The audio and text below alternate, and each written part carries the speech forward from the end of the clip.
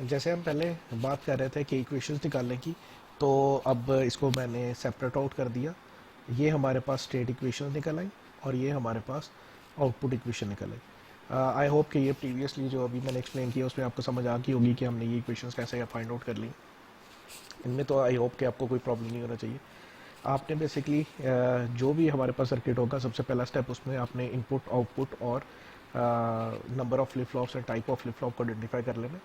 फिर जितनी भी हमारे पास फ्लिप फ्लॉप्स होंगी, हर फ्लिप फ्लॉप की हमने स्टेट इक्वेशन निकली होंगी and that state equation can be return by using the characteristic equation of that flip flop. उसके बाद फिर हम आउटपुट इक्वेशन फाइंड आउट कर रहे होंगे और जितनी भी हमारे पास आउटपुट्स होंगी वो इक्वेशन फाइंड आउट कर लेंगे।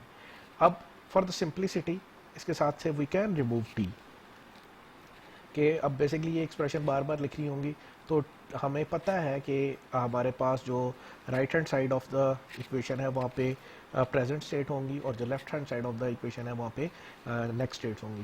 तो फॉर द सिंप्लिसिटी हम उसको सिंप्लीफाई कर सकते हैं, टी को ख़त्म कर सकते हैं, but it's up to you. ये कोई हार्ड एंड फास्ट रूल नहीं है कि हमें ये करना ही करना है, but to make thing simpler, क्योंकि ये इक्वेशंस बार बार हो सकता है लिखनी पड़े, रीराइट करनी पड़े, तो सिंप्लिसिटी पर्पज़ के लिए हम ये कर लेते हैं कि उनके साथ से टी को रिमूव कर लेते हैं।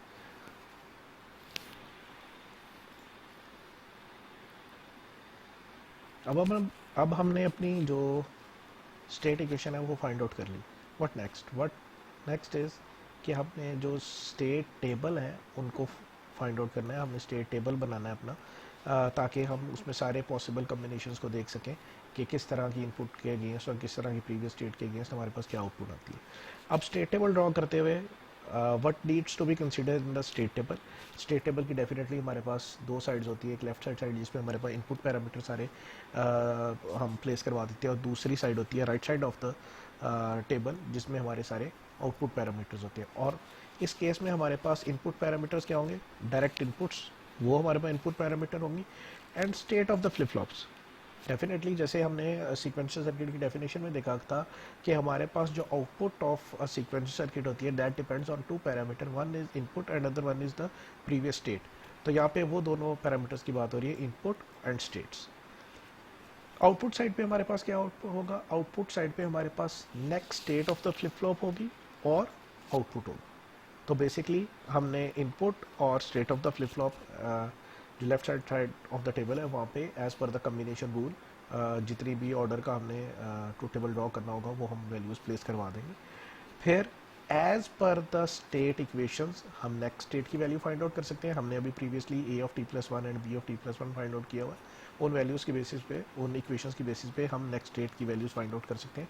सिमिलरली हमने Y of T plus one की भी इक्वेशन फाइंड आउट की थी, तो हम आउटपुट की वैल्यू भी फाइंड आउट कर सकते हैं। नेक्स्ट इज कि अब टोटल हमारे पास स्टेट टेबल में एंट्रीज कितनी होंगी, कितने ऑर्डर का स्टेट टेबल हमने बनाना है।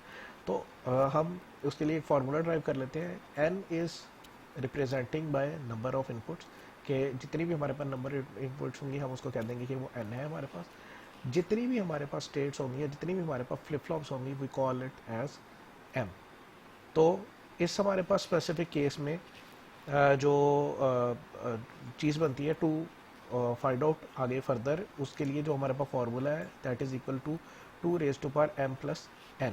तो हमारे पास हमारे केस में n कितना है और m कितना है। हमारे स्पेसिफिक केस में हमारे पास जो n की वैल्यू है वो 1 है, क्योंकि हमारे पास एक ही इनपुट थी x और हमारे पास दो फ्लिप फ्लॉप्स हैं, तो m की वैल्यू हो जाएगी 2। तो 2 raise to power m plus n equal to 2 raise to power 3। तो 8 पॉसिबल एंट्रीज वाला, 8 पॉसिबल कम्बिनेशन वाला टू टेबल हमारे इस केस के लिए ड्रॉ होगा।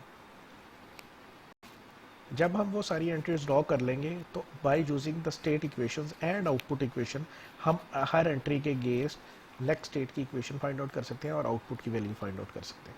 तो बेसिकली अब हम अपनी जो हमने A of T plus one, B of T plus one की इक्वेशन और वाई ऑफ टी की इक्वेशन फाइंड आउट की थी, उनको यूज़ करने का टाइम है कि हम उनको यूज़ करके अपना ये जो स्टेट टेबल है इसको फिल आउट करेंगे।